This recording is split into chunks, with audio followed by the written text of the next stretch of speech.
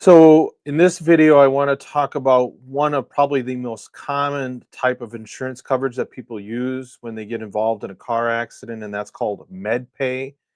Most insurance policies, auto insurance policies, are going to have either MedPay or no fault benefits or both.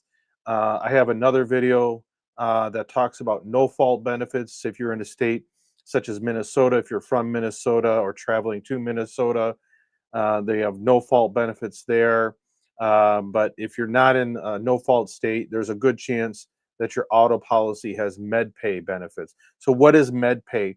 MedPay is generally a smaller amount of coverage, and it's a type of no fault coverage because it provides coverage for medical care, medical expenses, nothing else, not cost to repair your vehicle, rental cars, lost wages, pain and suffering. It's just there for medical expenses.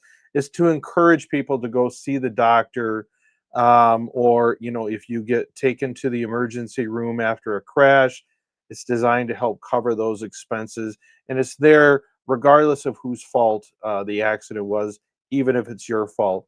So it's there early on to encourage people to go to the doctor as soon as possible, to get checked out, to get medical care. And then if someone is going to have more long-term medical care from their injuries, usually at that point it shifts over to something such as health insurance or some other way of paying for it. But it's sort of that early on process of getting medical care, and MedPay is there to help cover you if you were involved in a car accident. It covers things such as emergency room, hospital bills, ambulance ride, can be dental injuries if you have a dental injury from a car crash.